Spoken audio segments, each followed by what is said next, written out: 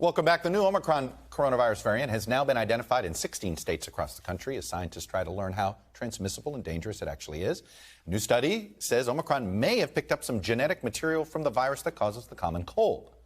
And that could create greater transmissibility, but perhaps it makes the variant less likely to cause severe symptoms? That's a question. One result of Omicron's emergence, a surge in demand for vaccines, including a 6-month high on Thursday. Joining me now is the director of the National Institutes of Health. It's Dr. Francis Collins. Dr. Collins, good to see you, sir. Nice to be with you, Chuck. Let me start with what researchers are learning. Every day it seems like we learn a little something new about Omicron. So this development, this idea that it is fused with the common cold, I can't believe I'm saying this. Could this be good news? Weirdly enough? Well, it's a bit of a stretch. Yeah.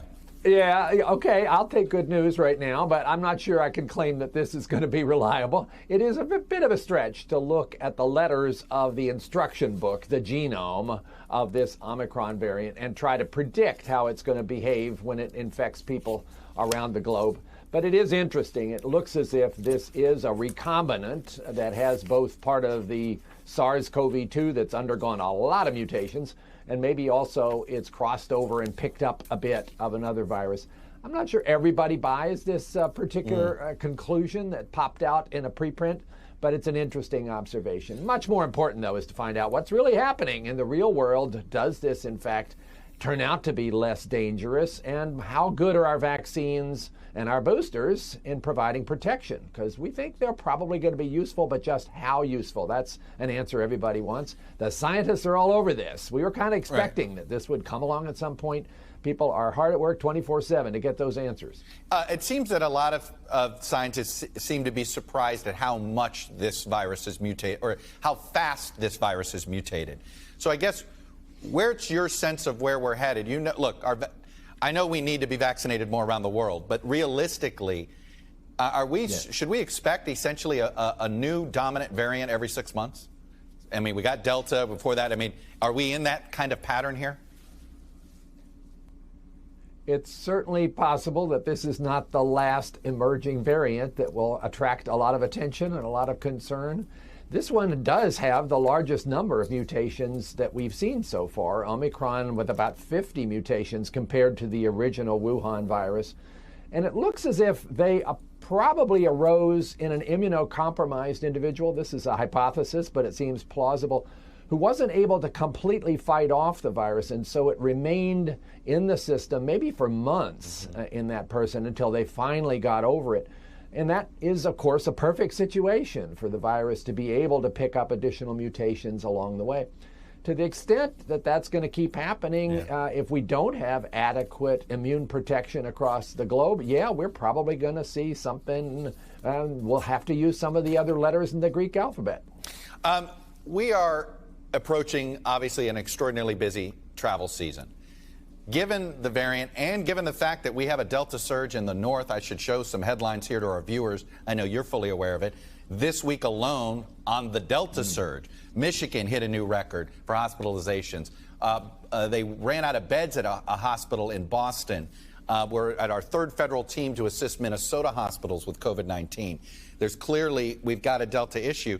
Is there anything about our travel over the next 4 weeks that has you concerned, and would you advise folks to maybe rethink their travel plans? Well, I think people need to pay close attention to all those recommendations that maybe we've gotten a little sloppy about. In terms of domestic air travel, I think with masks required on all travel conveyances, whether it's air or whether it's taxis or trains, that's going to be a very important thing to stick to. But I think it's more where you're going to be when you travel and what kind of gatherings are going to happen. And here's where the CDC's recommendations, which are still in place for 80% plus of counties, is that if you're indoors, you should be wearing a mask with other people who may or may not be vaccinated. That's the best way to protect yourself. We had a little holiday party on my cul-de-sac last night, and the people who organized it said, you're not coming to our house unless you prove you're vaccinated and you got a test that day. So yes, here's my test. I'm glad to say I was negative. Well, that is maybe the kind of thing for holiday gatherings we should be doing more of as well. Well, let me ask you about testing. I put together a mash of all the promises we've been made about rapid, fast testing that was going to be available. Let me play a little bit of it for you. The FDA approved the first at-home COVID-19 test kit. And we continue to approve new tests, including an at-home test. I'll use the Defense Production Act to increase production of rapid tests, including those that you can use at home. This winter, we're going to make free at-home tests more available to Americans than ever before. Look, testing has been, I feel like it's the anchor that we've been dragging from the very beginning here. But what has made it so difficult to fulfill that promise? Well, we have come a long way, let's be fair. Chuck, and NIH has been in this in a big way. There are now 8 home tests that are out there approved by FDA, available. Go to your pharmacy, you'll see them on the shelves. And those are easy, like the one I just showed you. 15 minutes and you get an answer. They are pricey, and that's one of the things the president's trying to do about this right now, announcing this week that basically if you get one of these home tests, you can file with your insurance company and get reimbursed for it. And if you don't have that kind of coverage, some 50 million tests being distributed out in places like food banks and community health centers to make it possible for people to have access to them for free. We at NIH were running pilot tests in 7 states to see what happens if you just make it possible for people to order these for free from Amazon. We'll see how that plays out. I get it. We ought to have testing as easily accessible as possible and as cheap as possible, because it is a good way to protect yourself. And I want to ask you about the issue of international travel versus domestic travel. If someone flies to Washington, D.C.